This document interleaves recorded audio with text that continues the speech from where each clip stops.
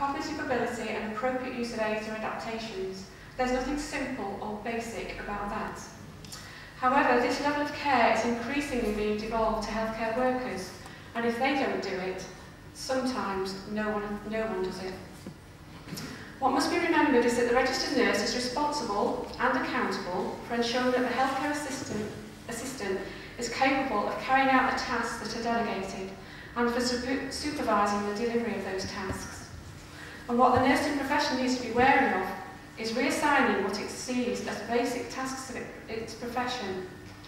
In the Nursing Times a few weeks ago, it was reported that some hospitals were planning to replace some of their nursing posts and duties with advanced healthcare assistants, who were cheaper to employ than registered nurses. This is something that's likely to become more attractive with the public sector cuts that are threatened. And I actually met with an assistant director of nursing in one of our local health boards in Wales the other day, which is the equivalent of your strategic health authorities. And she was actually saying that there's forecasted 5% cuts in qualified nursing posts across Wales coming up, with a view of replacing those posts with healthcare assistants.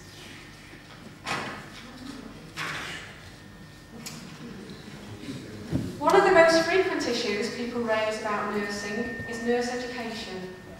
And I'm sure lots of people are not confused about this because it comes up time and time again, whatever conversations we get into.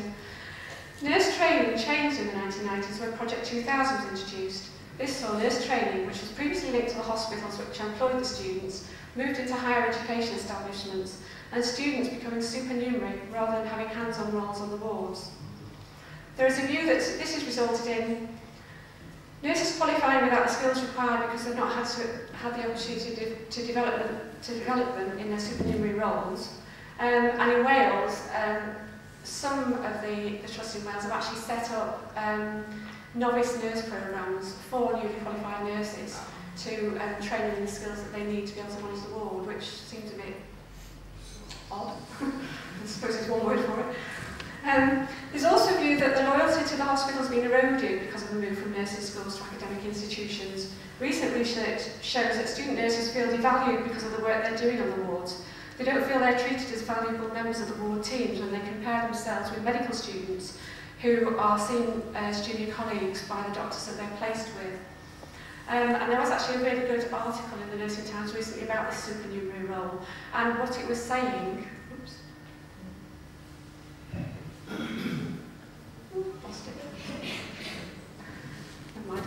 What it was saying was that they'd interviewed these student nurses, and these student nurses were actually saying when they'd sort of been put on the ward and they'd been doing bed baths with healthcare assistants for the day, they were going off the ward saying that they'd had a wasted day, they hadn't learned anything. Now I think that's an issue with the nurse mentors, because the nurse mentors on the wards should be making sure that the student nurses are being properly allocated tasks and that they understand that basic nursing care is not a waste of time, it's actually a skill which is crucial to their role. There's also a focus on targets and bums on seats within universities. This is one of the views that, or some of the views that come across to us. Universities are paid by the number of students who complete their course and are focused on research to gain points for increased status. And I know we were at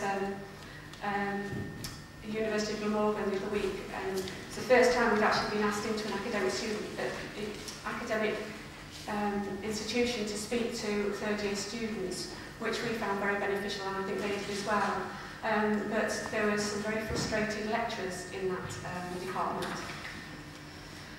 A recent paper published in a nursing journal entitled "Where Have All the Nurses Gone?" emphasises the fact that educating nurses to the highest standard is better for the health of all and it's cost effective. But then it goes on to say that whilst the nurse's role is expanding and levels of responsibility are increasing, the UK education system may not fully prepare them for their new roles and responsibilities.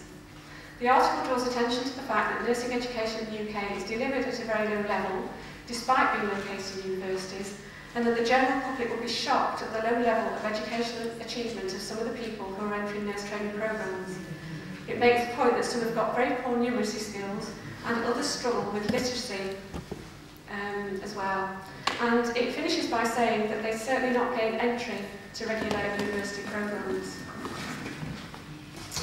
That's just a little little bit about nurse education. I mean, you can talk for hours about nurse education, and we've had great long discussions about nurse education. And I know from talking to some of the nurses in the room today that there's real frustrations there about how it's taught.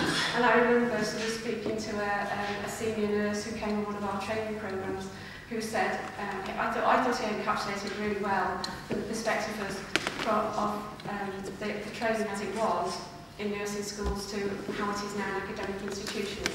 He said, I was trained, not educated. And I thought that made a really good point. Some of the other issues that come up about nurses and nursing is around attitudes and behaviour. And that there's great concerns about the way staff speak to patients and relatives and carers. And from my experience when my mum was in hospital, I'm very shocked at the way I was treated. And my mum was